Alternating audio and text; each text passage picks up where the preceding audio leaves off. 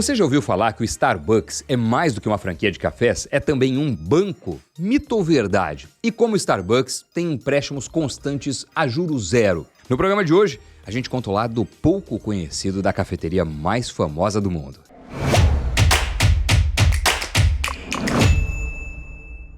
Olá, sejam muito bem-vindos. Eu sou Doni Denútil, Cafeína tá no ar. Tem muita chance de você já ter visto esse logo em algum lugar, mas dificilmente imaginou que por trás dele havia naquele estabelecimento algo muito além de uma cafeteria. Mas é verdade, um modelo de negócios diferente e que deu muito certo praticamente no mundo todo, apesar da operação ter fechado recentemente no Brasil. Mas eu já chego lá. Se você é próxima de alguém que já trabalhou com um restaurante ou qualquer outro tipo de serviço envolvendo alimentação, deve ter escutado relatos de como é difícil manter um negócio desse tipo aberto. De acordo com dados da Associação Brasileira de Bares e Restaurantes, dado de antes da pandemia, cerca de 35% dos restaurantes não passam do primeiro ano. Olhando 2 anos, esse número sobe para 50%. É uma taxa de mortalidade altíssima. E isso tem diversos motivos. Um deles é que as margens desse tipo de negócio são muito baixas. O empresário tem que comprar os produtos, pagar a equipe, pagar aluguel.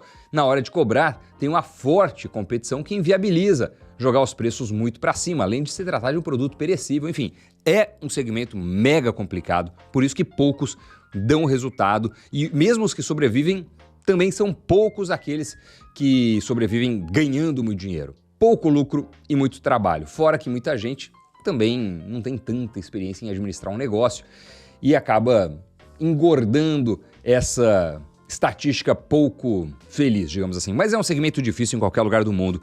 E eu já falei até com um chefe, com um sócio investidor de restaurante muito renomado em São Paulo, e falava, olha, dinheiro mesmo não dá não. Enfim, a gente fez recentemente um vídeo desse tipo, falando de como o McDonald's, mais do que uma empresa que vende lanches, é também uma companhia do ramo imobiliário. Vale a pena dar uma olhada se você não tiver visto, porque tá bem interessante. É um tema muito curioso, né? No caso do McDonald's, resumidamente aqui, a companhia compra terrenos e aluga para os seus franqueados, propulsionando assim a receita. Então, se quiser saber mais dessa história, vai lá no link. Já no caso do Starbucks, os executivos desenvolveram todo um braço financeiro para ajudar a sustentar o negócio. Mas vamos começar contando um pouco da história dessa empresa. O Starbucks foi fundado em 1971 na cidade de Seattle, aqui nos Estados Unidos, e surgiu como uma parceria de 3 sócios que gostavam muito de café, e café de qualidade. No início, o Starbucks não era uma cafeteria. A empresa só comercializava grãos e equipamentos para quem queria fazer o seu café de qualidade em casa. Os fundadores também eram um tanto intelectuais. Uma curiosidade é que o nome da empresa foi inspirado no livro Moby Dick, mais especificamente em um personagem que persegue a baleia do clássico inglês. Até hoje, se você reparar, o logo da marca é uma sereia, que remete também à ligação que a empresa tem com o mar.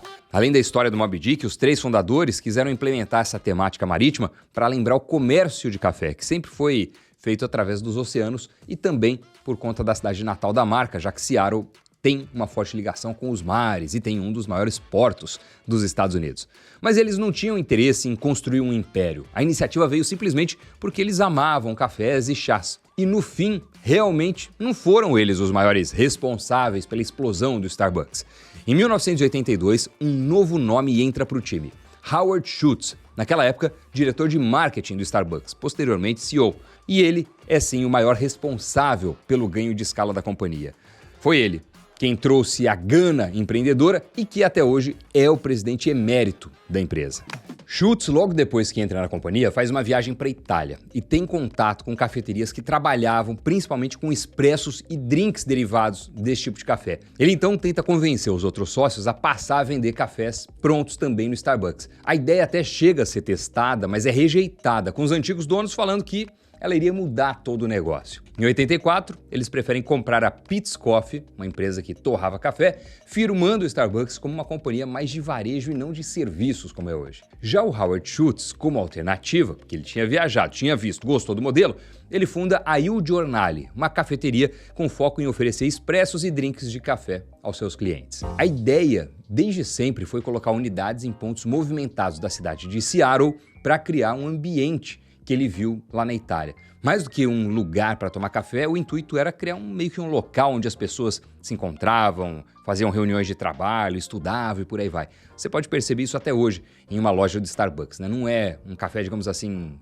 comum. O ambiente é um pouco diferente, mais voltado para esse tipo de interação ou de atividade. Mas também ele sempre apostou na agilidade para diferenciar o seu negócio e ainda colocou lojas em pontos movimentados da cidade. Foi um sucesso. A primeira loja, em 6 meses, já atendia mais de 1.000 clientes por dia.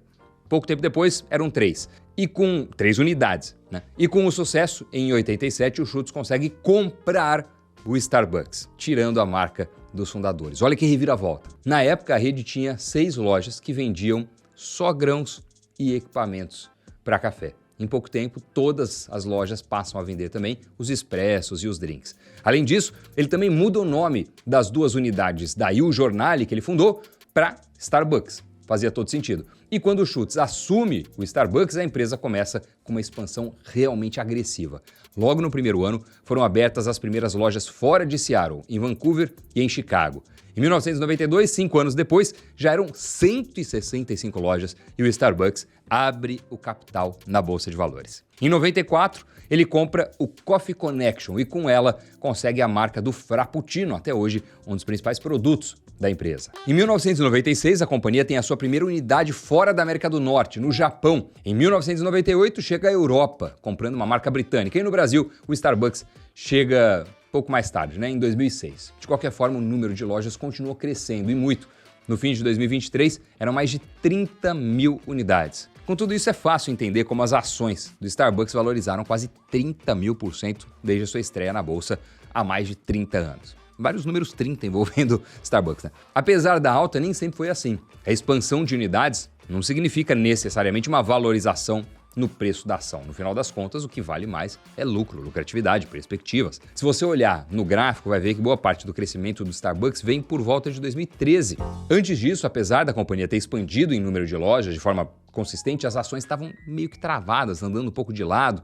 Fora que em 2008, por conta de toda a história do subprime, houve um grande impacto, evidentemente, para essa rede e para todas as outras ações e empresas listadas na bolsa. E durante toda a primeira década dos anos 2000, o Starbucks passou por uma crise. A expansão agressiva meio que cobrou o seu preço. Houve uma canibalização entre lojas da própria rede e a busca por margens acabou impactando a qualidade do serviço. 2008, o Howard Schultz, que tinha deixado o cargo de presidente nos anos 2000, retoma o posto para tentar dar um jeito nas coisas, botar a casa em ordem. E é nesse mesmo ano que surge a iniciativa que explica toda essa história que nos motivou a fazer esse vídeo, de que o Starbucks seria uma empresa financeira. Do que a gente está falando? O avanço do programa de fidelidade da companhia.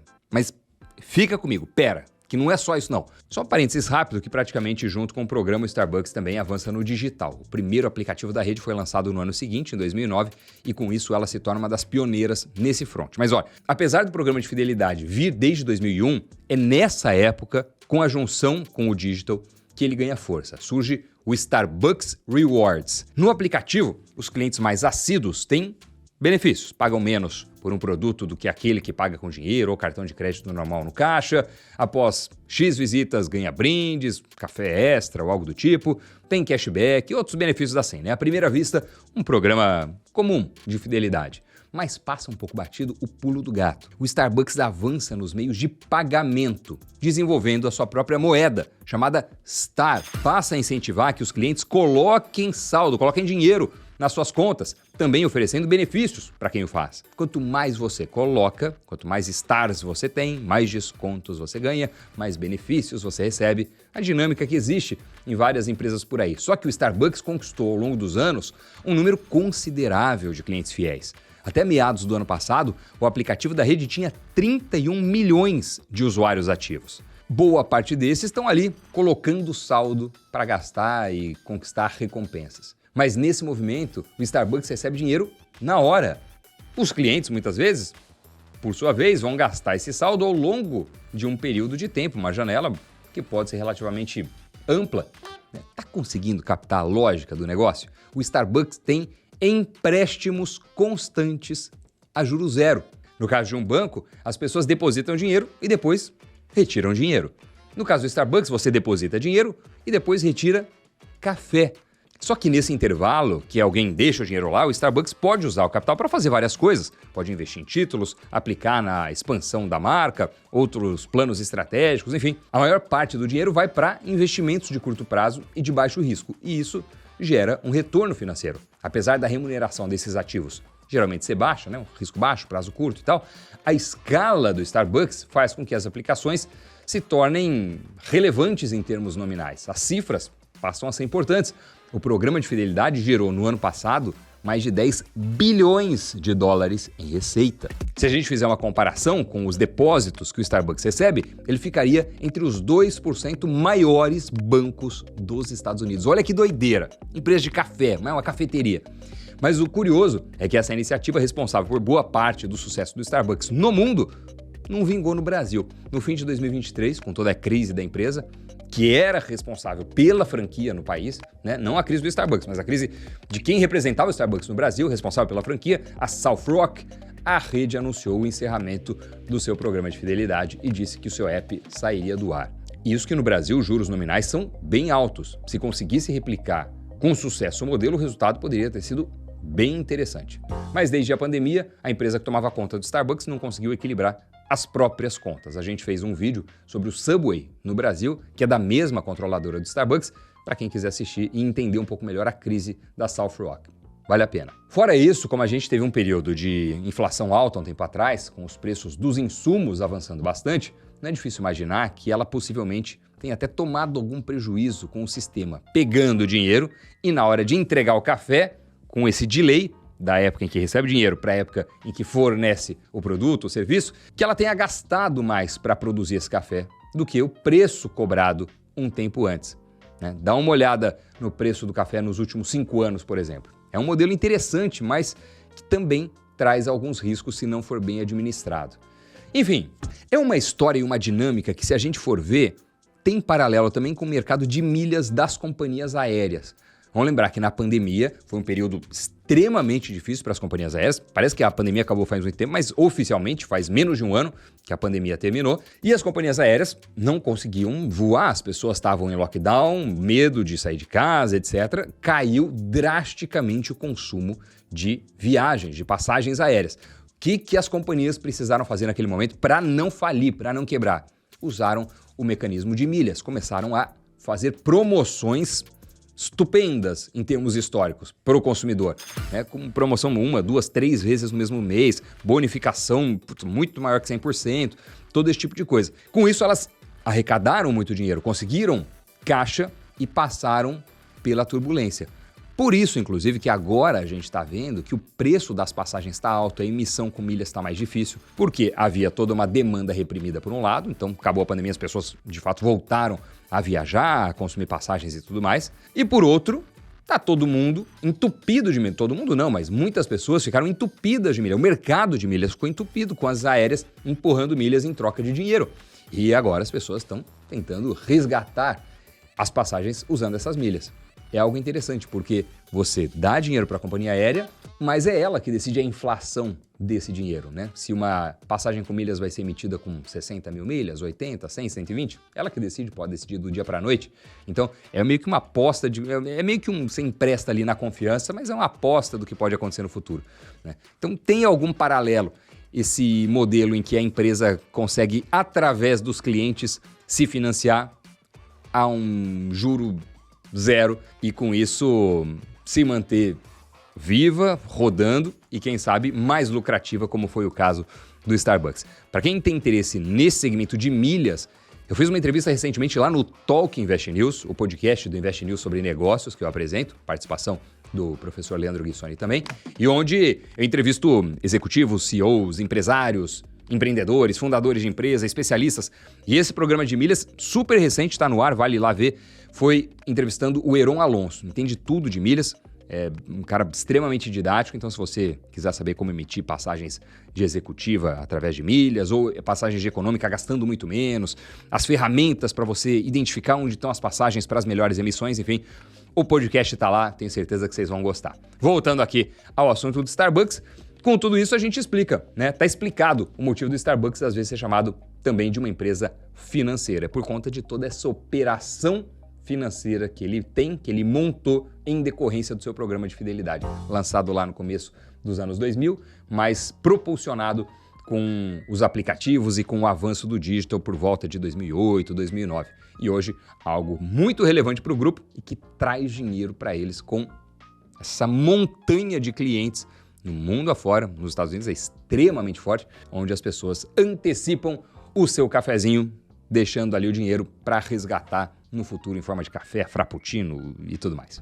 E antes de encerrar, um recado, uma mensagem para você que me acompanha aqui no Cafeína e na grade do Invest News. Vocês sabem, o Invest News, que a gente criou há cerca de 4 anos, tem um espírito muito vivo, de mudança, de transformação, muito agitado, de querer trazer sempre novidade, programas novos, novas grades, novas pessoas. E a gente vai passar agora por mais um momento de transformação, como tantos que já foram até agora. Eu mesmo já apresentei acho que uns 5 programas diferentes aqui no Invest News.